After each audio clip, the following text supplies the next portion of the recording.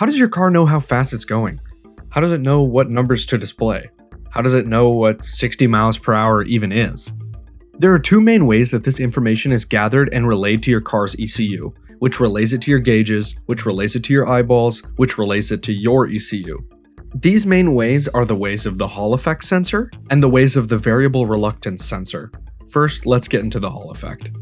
In 1879, at the Johns Hopkins University Physics Lab, a man named Edwin Hall, at the time a young graduate student of only 23 years old, would make arguably one of the most important discoveries in the history of electromagnetism.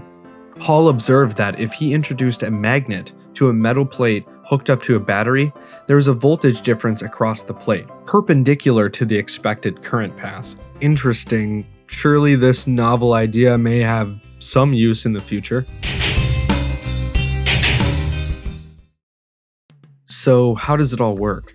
The introduction of a magnetic field perpendicular to a current-carrying conductive plate can influence the flow of electrons, and a potential difference can be measured across the plate. An excess of electrons in one part means there's a lack of electrons in the other, which is the cause of the perpendicular voltage difference. The electrons are moved due to something called Lorentz force. It's the force applied to the electrons, given by the cross product of the electron's velocity and the magnetic field. Contrary to popular belief and convention, the flow of electrons moves from negative to positive, not positive to negative. And everything you know about electricity is basically wrong. Anyways, this potential difference, determined by this formula, tells us that the magnitude of the voltage is directly related to the strength of the magnetic field. This means that when the magnet is closer, the Lorentz force is greater, therefore the voltage is higher. That's all well and good, but how does that have anything to do with cars or knowing how fast you're going?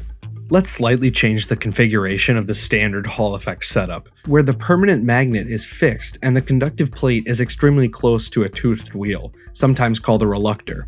And this wheel is attached at the final output of your transmission. When the driveshaft spins, it spins the reluctor, and when a tooth is perpendicular to the conductive plate, this is where the magnetic flux through the plate is at its maximum. Think of magnetic flux as the total amount of magnetiness of the magnetic field, which results in a maximum Lorentz force on the electrons across the plate and, subsequently, a maximum Hall voltage.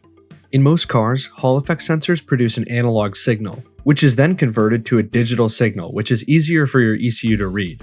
Depending on the application and the design requirements, a Hall voltage is chosen as a threshold, and anything above this voltage is considered an on signal, and anything below it is considered off. Think of these pulses as signals to your ECU telling it that a tooth is parallel to the conductive plate. Simply put, the time between pulses is how fast your driveshaft is spinning. And if you know the diameter of your wheels, your ECU interprets these pulses and moves the speedometer accordingly. The other way that your car can figure out its speed is by the use of a variable reluctance sensor. Think of them as Hall effect sensors' hardworking, simple cousin, who's honestly just happy to help. This sensor appears to be very similar to a Hall effect sensor, and it does share some aspects, like a toothed wheel. However, there are major differences in how this sensor senses.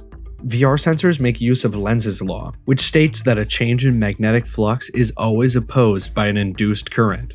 In this case, a conductive wire is wrapped around a permanent magnet. The magnetic flux is altered by the motion of a toothed wheel. When a tooth of the wheel enters the magnetic field, a current in the wire is generated in one direction. And when the tooth exits the magnetic field, a current is generated in the opposite direction.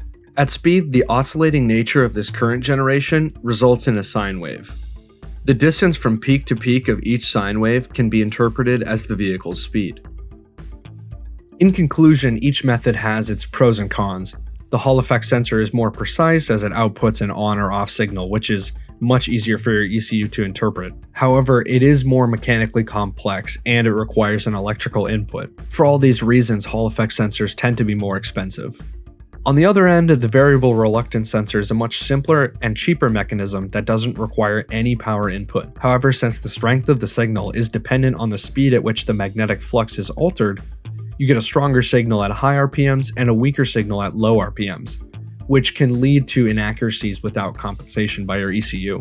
Regardless, both options are ingenious ways of relaying speed information, and each method performs flawlessly millions of times a day in billions of vehicles all over the world. And now you know how your car knows how fast you're going. And that's pretty cool.